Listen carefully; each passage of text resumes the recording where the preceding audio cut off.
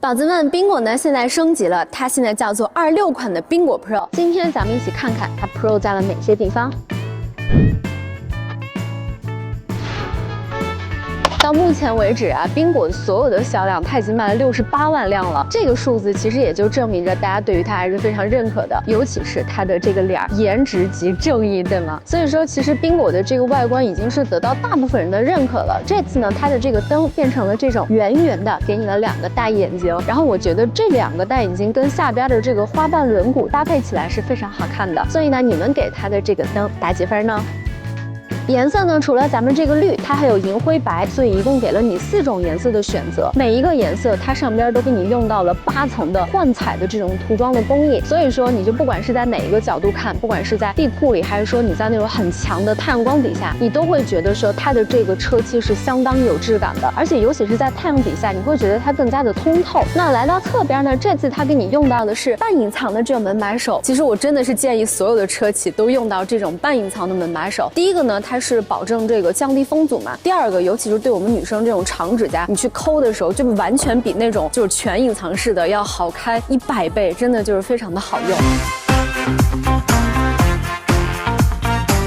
後邊這2個燈，你有沒有覺得跟前面2個燈還挺呼應的？而且呢，它後邊的設計，上邊給了你一個這種小尾翼，然後底下用到了這種銀色鍍鉻的像鋼琴烤漆這樣的材質，整個搭配起來，你會不會覺得像誰？可以打在我們的這個彈幕裡啊！咱們來看一眼後備箱的空間吧。首先呢，它是一個電的，咱這個必須得給個好評啊！而且它的這個高度呢是可以調的，所以說不管你的身形是更加的嬌小，還是說會比我再更高一點，你可以根據你自己的身形，然後來去調整它整個的這種高度。除了咱們剛才物理打開，你當然你也可以用小鈴用語音給它關上，這些都是可以的。然後現在呢，我們已經把這個後排的座椅給你放倒了。你有沒有覺得，就是你在這兒真的是你放啥都行啊？就算把它放起來的情況之下，就是你後排坐人，你後邊也有一個300多升。而且我覺得特別好的一點是，它底下給你用到了這種下沉的空間，也就是說你放那種折疊的自行車，或者說哎你是寶媽，你可能要放一些寶寶的那種嬰兒車，以及就是像你很長的那種東西，在這兒它都是能夠放得下的。然後除此之外，它給了你一個30多升的前備箱，這個還是要給好評的啊！走吧，咱去看一眼那個前備箱的空間。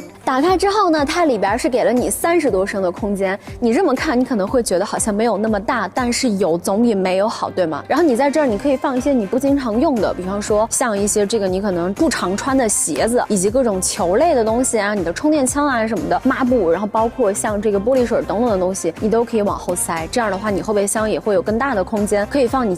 日常要用的那些東西，不常用的你給它塞這兒，這樣的話你後邊就有更多的空間了。然後這台車呢，它是一個4米的車長，2.56米的軸距，然後它車裡邊的這個得房率呢，能給你做到84.8%，這個數據在這個級別來說還是相當不錯的啊。所以呢，咱們光說肯定是不行的。走吧，咱們帶你看一眼它後排的空間。前排的位置我已經調好了，你可以根據我的身形來做一個參考。我覺得空間表現翹2郎腿是可以的，然後頭部可能會相對來說有一點點窄，但如果我覺得你整個車坐4個人的話，也就是說你後排坐2個人，這個表現應該還可以，因為它底下也是一個純平的地台，這樣的話可能還不錯。但如果說你後邊坐3個人的話，長途駕駛可能會有點累，這個你得知曉一下。然後另外呢，就是在這兒它也給了你一個 Type C， 以及還有一些儲物的地方。不能說咱們把這個空間或者說就是這些很奢華的地方做得那麼極致吧，但是你要的它都給你。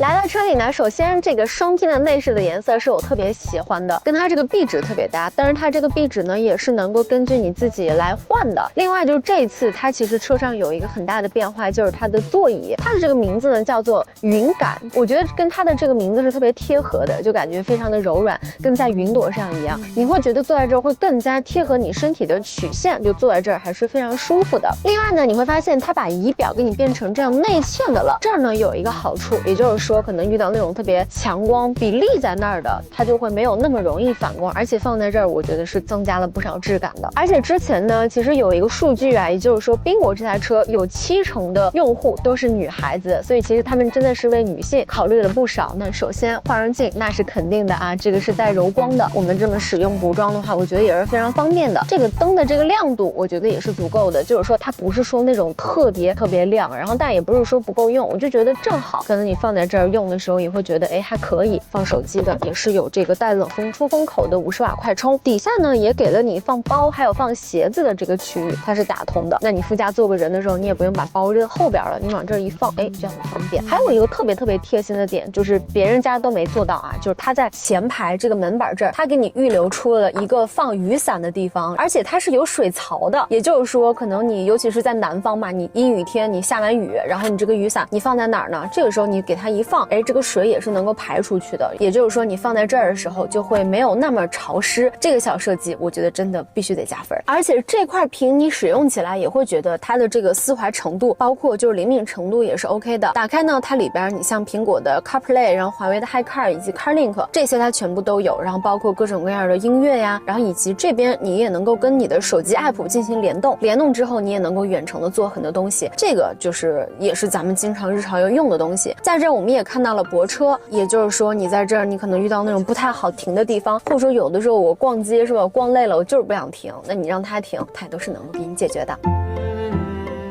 續航呢，它給了你2個版本給你選，一個是300多，一個是400出頭。那這2個你可以根據你的需求來看。那其實咱們今天這麼看下來啊，因為首先可能咱們是一個簡單的靜態體驗，沒有辦法跟你把它開上路來去聊它的駕駛感受。但是呢，你從靜態看，你就會發現其實它這次就是升級的地方還是蠻多的，不管是從儲物呀，包括可能還這個外觀有一點點的小變化等等等等。大部分可能之前剛才咱們聊到了，就是它很多的用戶都是面對於女孩子可能更多一點，然後這次我覺得體驗下來就感覺到他可能會更加了解女生內心想要的一些東西。那以上就是咱們今天對於這台車所有的分享了。如果說你對這台車還有任何的疑問，可以在底下跟我們聊聊。咱們下期再見，拜拜。